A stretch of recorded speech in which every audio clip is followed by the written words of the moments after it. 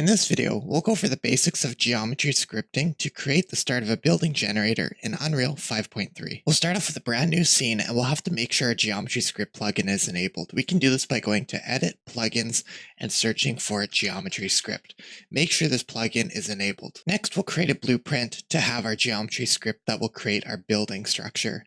To do this, we're going to create a brand new blueprint by right-clicking in our content browser and going to Blueprint Class. We're going to search from all classes and we're going to search for dynamic mesh. And we're going to want to create the generated dynamic mesh actor as our class for our blueprint and click select. Then we'll name this something like BP underscore building generator, or maybe dynamic mesh building, whatever you want to call it. And then we can open up that blueprint and we can navigate over to the event graph. This event graph is going to contain all the nodes that will construct our building procedurally with geometry script. We'll have to create an event to make sure this rebuild of our building gets updated when we change parameters or change certain options on it. For this, we'll create an event called Event on Rebuild Generated Mesh.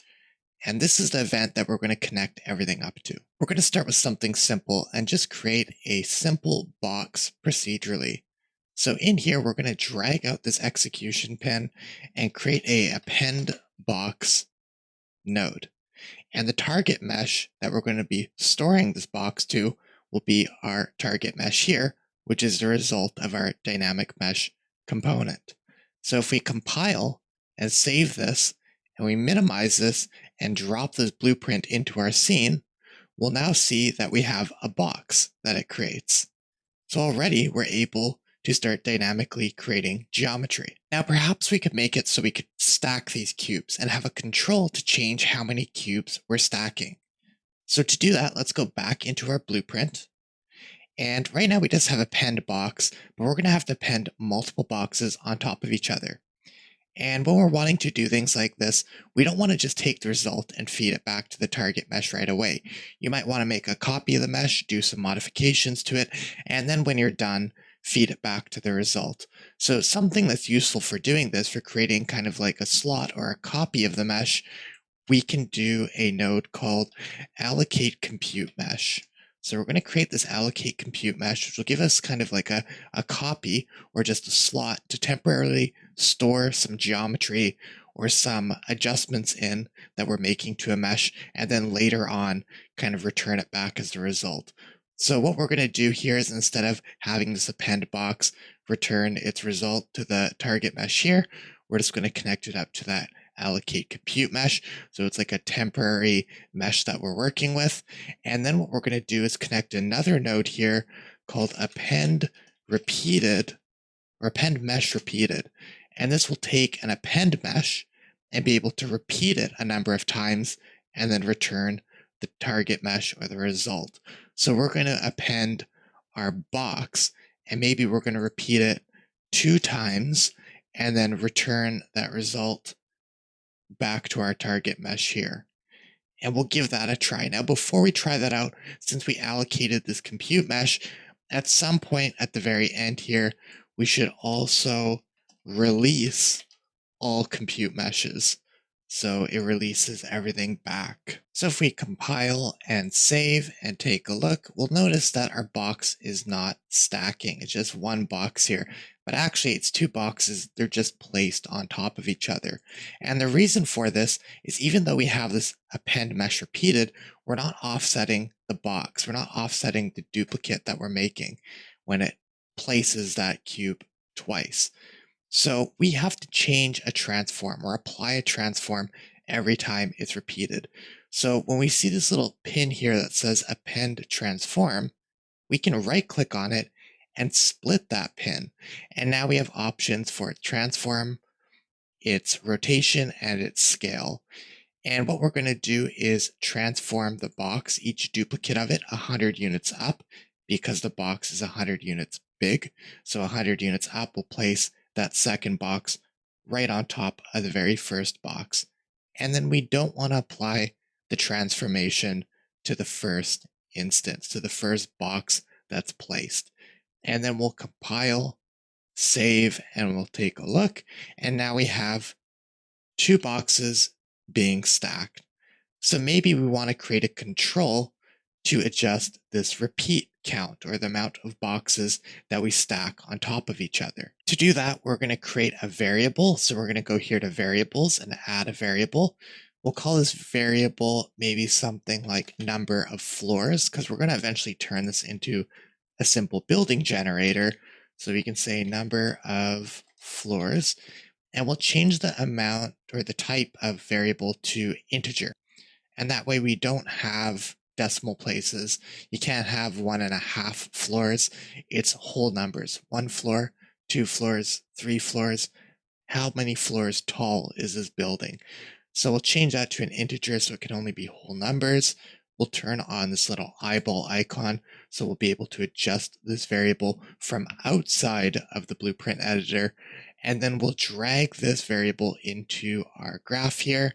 We'll get the number of floors and we'll connect that to our repeat amount for how many times that cube gets repeated or duplicated on top of each other.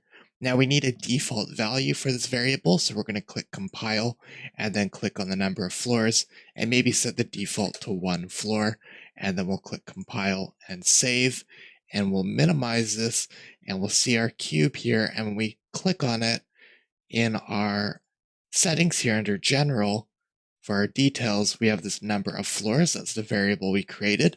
And now we can go 2 floors, 3 floors, maybe even, let's see if we do 5 floors, or if we look really high up in the sky, 900 floors.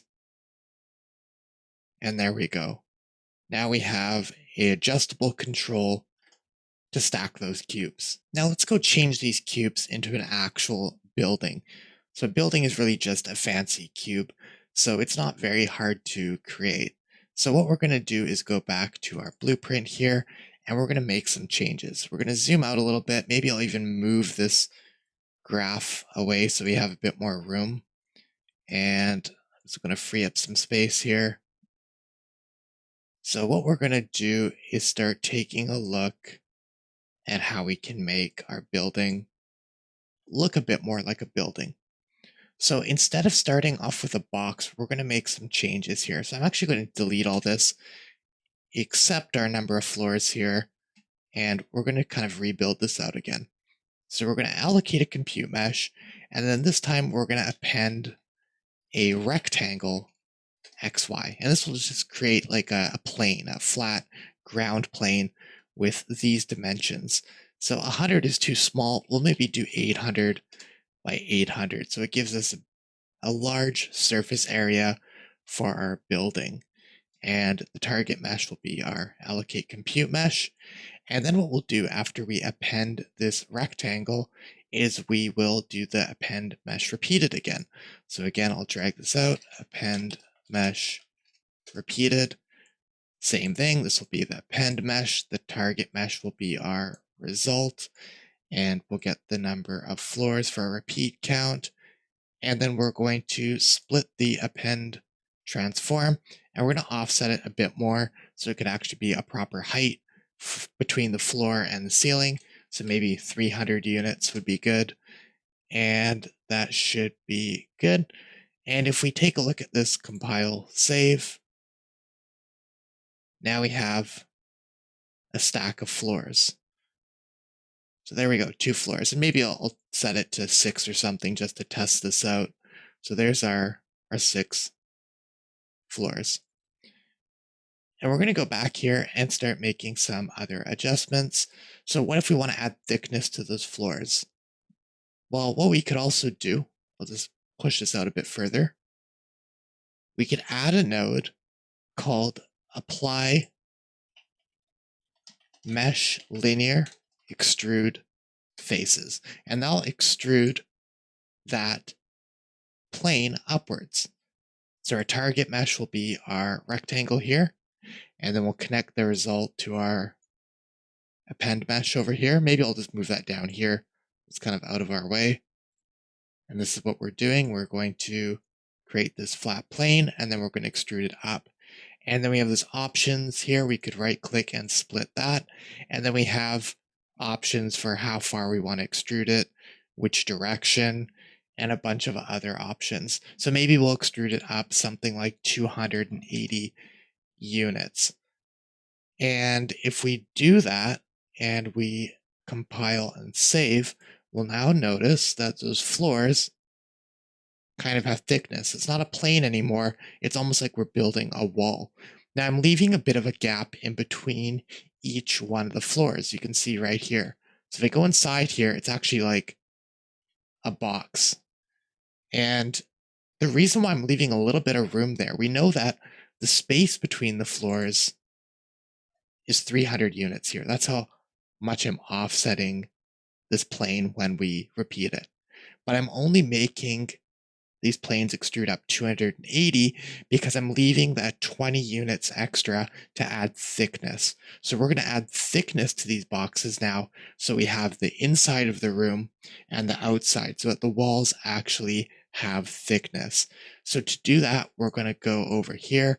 I'm going to drag this out further and we're going to apply mesh shell. This node will allow us to add a shell or thickness to that mesh. So we'll take that target mesh.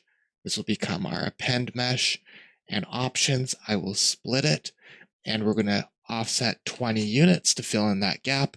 We'll give it 20 units of thickness. We'll want to make sure that we set this operation smooth to 0. Otherwise, it smooths the mesh and gives it a weird shape. And I'll just set this one to 0 as well. And click compile and save. And now it looks like they're perfectly stacked and it's giving these rooms thickness. So if we were to view the wireframe, you could see the geometry is still fairly clean. And if we go inside of this box or these floors, we actually have an interior now. If I go up to the next floor, we have a proper interior for all these stacked cubes. So now we're starting to build the floors of our building. So if we go back now and take a look at our graph, maybe we can organize it a bit better. I usually like spacing things out so they're not overlapping and that the lines are a little bit easier to see. And you could spend more time organizing this or even doing this in different ways. But this is kind of what we have at the moment. Now, the next thing that we're going to want to do is maybe add some more details to the building, perhaps some pillars that will be like support beams for the structure of the building. So how are we going to do that?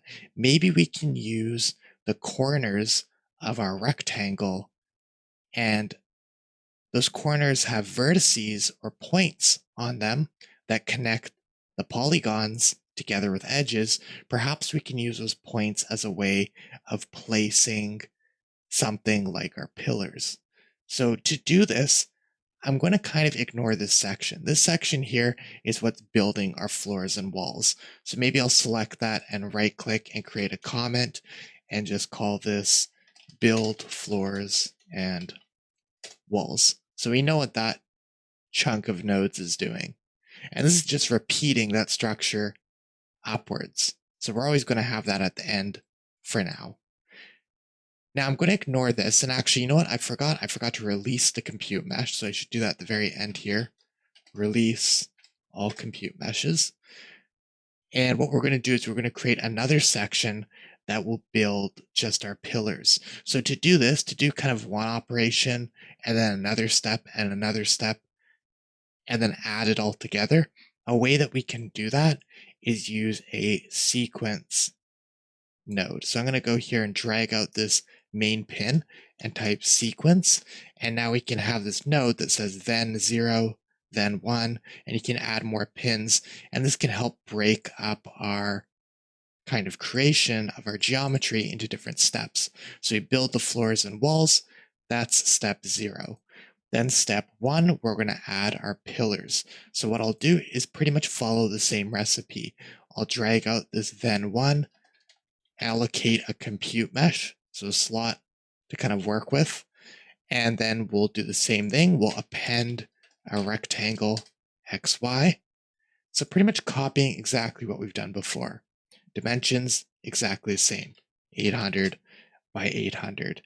And what we're going to do this time is instead of just creating our floor and extruding it up, we're going to create this floor, and then we're going to fetch the vertices from it. So before doing that, when you're starting to build things up like this, I may not care about this build floors and walls. I just want to focus on this section here. So what I'm going to do is disconnect this execution pin at the end and disconnect this target mesh here and just connect that up to this bottom section for now. So I'm not previewing this or showing this in the result anymore.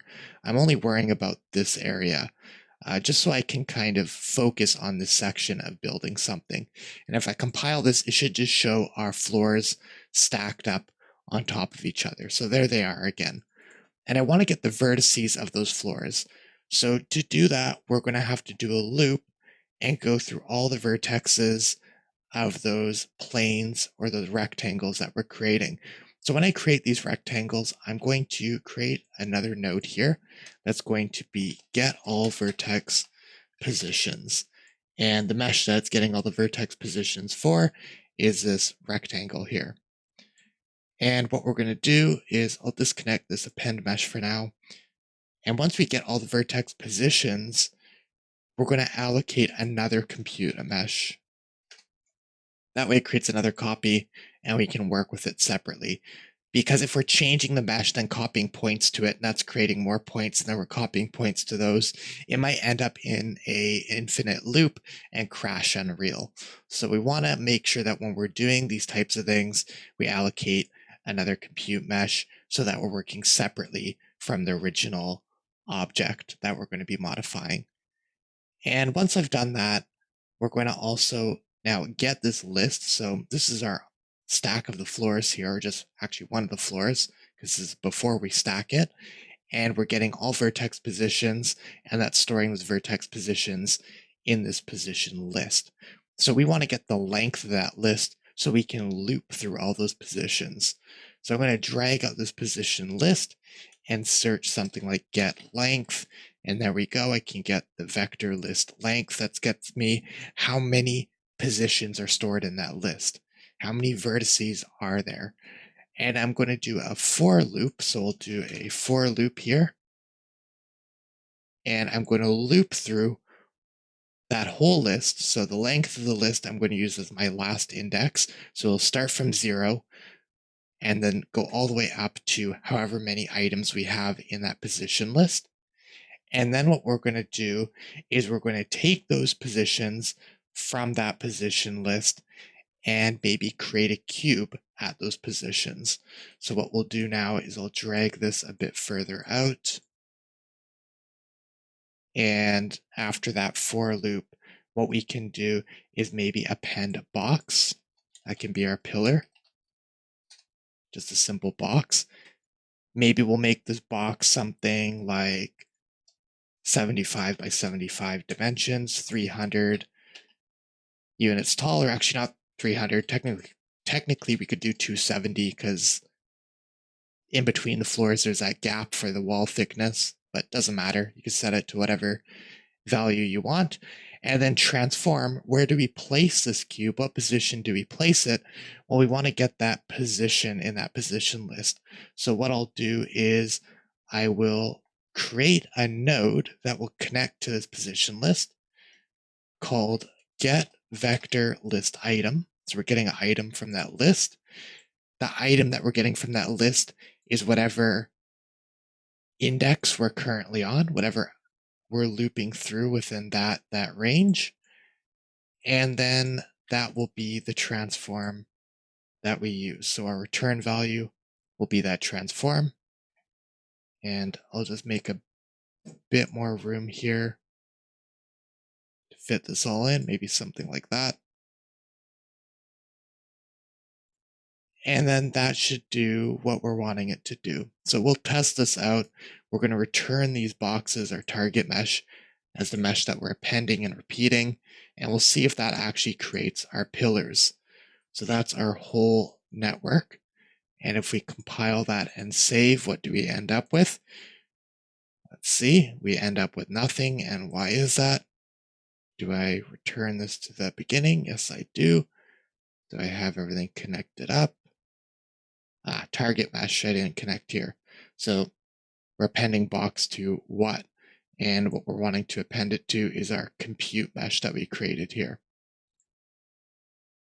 And then we'll compile and save. And there we go. We have those pillars stacked, and they're being created exactly at where the vertices of that plane or of that XY floor that we created are.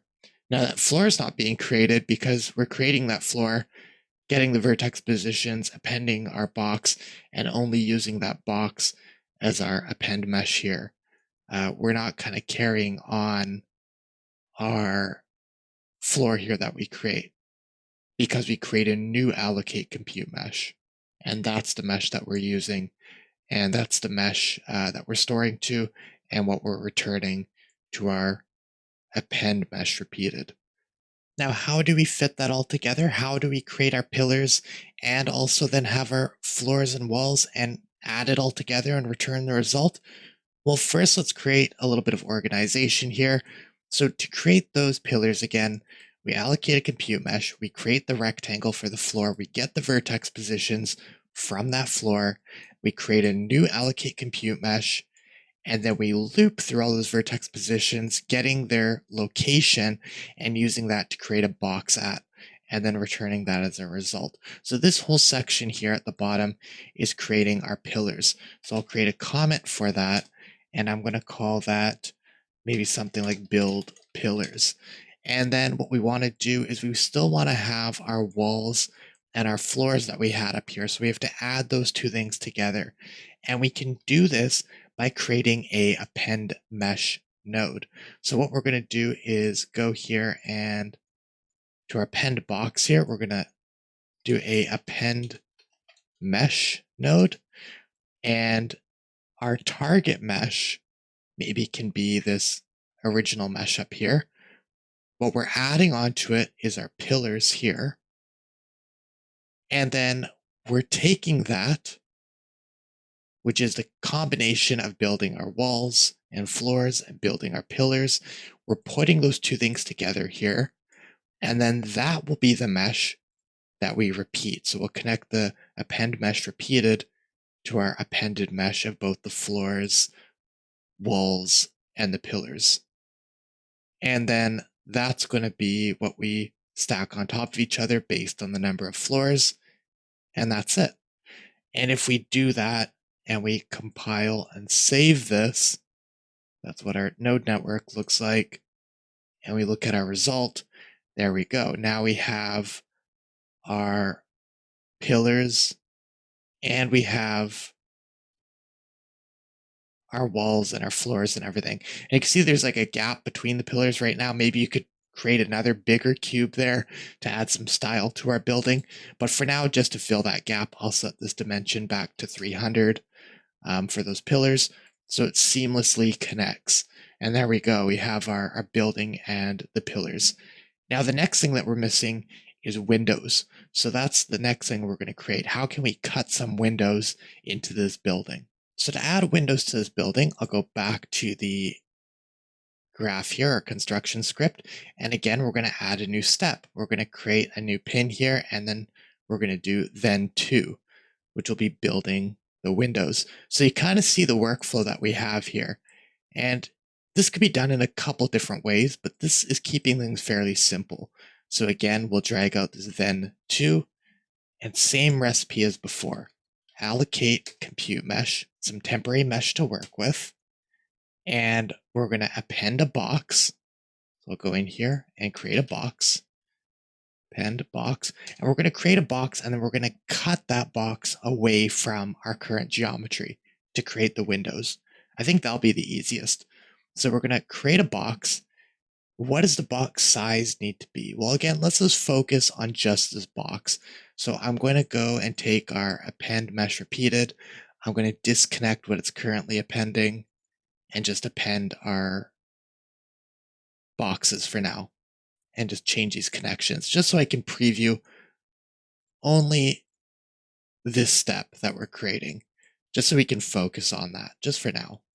So let's save this, and we should just end up getting a box created and stacked. Let's see. Oh, I need to connect our append box to use that allocate compute mesh. Compile, save. There we go. There's our boxes. So these are going to be our cutouts for our windows. So we have to make them much bigger. Instead of 100 units by 100 units by 100 units, perhaps we make them much larger, something like 1,000 units on X. And 100 and 100 maybe is okay for now. And what we're going to do after that is append mesh repeated again. Not this one, but we're going to do another one here. And the reason for that is I need to make windows on both sides, the front of the building and the back and the sides of the building as well. So by doing a append mesh repeated, what we can do is take this box, duplicate it, and rotate it 90 degrees. So I'm going to take this append mesh repeated. This is what will return after when we duplicate it for the floors. But what we're going to end up doing is our target mesh will be our box. The mesh we're appending is also going to be the box. We're going to repeat it just once. And we're going to split the transform here and just rotate it 90 degrees on Z. And if we do that, and again, we don't apply transform to first instance. I guess in this case it wouldn't matter, but I'll leave it off and I'll click compile and save. What do we end up with? Okay, we just end up with that cube. So I'm wanting it to rotate. So let's see, maybe I do have to apply it to first instance because we're only creating one instance anyways. So that is correct because we'll have a box and then we're going to repeat that box once. Of course, we want to apply the transform to that. So that should be on actually. Let's take a look. There we go. Now we have this kind of X-like pattern, and that's going to create the windows on the left side of the building, the right side of the building, the front of the building, and the back of the building. And we're going to use that cube kind of cross that we've made now and cut that away from our existing mesh that we have. So to do that, we're going to drag this all out again. And maybe I will create a comment here for our window creation. So maybe I'll go in here and make this comment, create mesh to subtract as windows. And what we're going to do is create a Boolean. We're going to minus this from our pre-existing mesh that gets combined here. So we'll create a node after this append mesh called Boolean, apply mesh Boolean. Our target mesh is the pre-existing mesh, the whole building with the walls and the pillars. The tool, the mesh that we're wanting to subtract or union or whatever operation we set here, will be our windows. So that target mesh will be our tool mesh. We're going to set the operation not to union, but to subtract. And then we're going to take that, and that's going to be the mesh that we duplicate upwards. So that will be our append mesh at the very end here for duplicating for the number of floors that we have. And if we do that, and then we should also be connecting this execution pin to our apply mesh Boolean. And we'll click compile and save. Okay, so we have our floors. Now it's not subtracting, and the reason why is we actually need to connect this to here. We don't need these other pins. You have to be careful of these execution pins. You only want the last step to run them. And then we'll compile save. And there we go. Now we have some windows cut out. Now, if we go in here, the problem is the windows are slicing right at the bottom of the floor, so they're not in the center of the wall. And it's cutting right through our pillar as well in the middle of the building. And there's not really much windows for a building either. Perhaps you want some windows on the left and some on the right. So let's make a modification to do that. So instead of just creating one box like we're doing here, we're going to modify this a bit. We're going to offset that box. So we're going to split the transform here, and I'll make this comment bigger so we can have room to add new nodes to.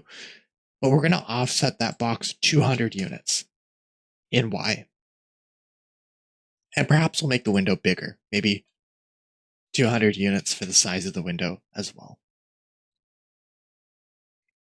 And then it shows you here, where does it create that box, at the base or at the center? We'll leave it at base, but we're going to offset it on Z a little bit higher so it's in the center of the wall, or more towards the center of the wall. So we'll offset it 50 units up. And then we're going to create another box. So actually, you know what? I can just copy and paste this node, connect it up, connect the target mesh, and then connect that up to the mesh that we repeat and append. And what we're going to do is do the same thing, except negative 200 units. So place this cube 200 units in the other direction. So we're creating two boxes, and then we're taking both those boxes, copying them once more, and rotating them 90 degrees. And now if we compile and save that, we now have these windows. One's offset 200 units to the left, the other one's offset 200 units to the right, and it's cutting away. It's roughly in the center of our room. It's not cutting through this support beam in the middle of the room. And now we have a building with some nice windows. And we have this number of floors control where we can set to one number of floors, 2, 5, 100, however many floor numbers you want. So now that we have that done, we have a basic building generator. Now you can make this way better. Start adding a roof, add antennas, add doors and other things. You can kind of work with that geometry script now to take this much further. But a few last things we're going to go over. If I place this building right on the ground here, and I have my player start here, and I want to start playing the game, so I click play, we can walk right through our building now. There's no collisions on it, so that's a problem. Another problem that you might notice, and we're not going to notice it here because the building's fairly simple, but if you create a more complex building, when you move the building, it might get really slow because it's going to be updating that whole script or that geometry and refreshing all the creation of the building every time you move it. If that happens, you want to go into your blueprint here, and you want to go at the top to class settings, and there's this option here called run construction script on drag. Turn that off, and that way it won't constantly update if you're moving or placing that mesh in your scene. The next thing we want to do is make sure that we have collisions on this building. Now, technically, it might be better to take this building and create some sort of function to bake it down to an actual asset that you can then reuse and place in your scene after you've determined the number of floors, the size of the windows, and all that. But if you want this dynamic mesh to just have collisions right away inside the editor, you can go here to our viewport, go to our mesh here, our dynamic mesh component, and here you can see our building, or at least one floor of it. And we're going to go to our details here, and we're going to search collision, and we're going to change the collision type. And again, this is not the most efficient, but we're going to set the collision type to use complex collision as simple. That'll use the polygons for collision. And then we're going to enable complex collision and compile and save. You will get collisions on your dynamic generated geometry. So now you can see I actually step over that part, and I can't just go through walls. If I go up to the wall, it stops me from walking through. If I go up to a pillar, I can't go through it. So now we're able to have proper collisions with this building. So hopefully it gives you a basic understanding to how to create some meshes and procedural assets with kind of our geometry script. And you can take that a lot further and play around with it more and start having a lot of fun with it and create some pretty cool things. So you can see here I have this 500 floor tall building and I'm going to jump off the top of it. And you can have a lot of fun with this stuff. So see what you can create, see how much better you can make this building. You can start to now use that knowledge that you've learned and make this something much more complex than what we've done. But this gives you a good starting point to how to create these buildings, or maybe how to create something a little bit more complex. If you enjoyed this video, if you learned something new, don't forget to like, subscribe, press the bell button to be notified of future videos. And if you are part of the Patreon, which you can find a link to down in the description below, you'll also get access to the PDF for this video that goes over all the steps we went over in a little bit more information.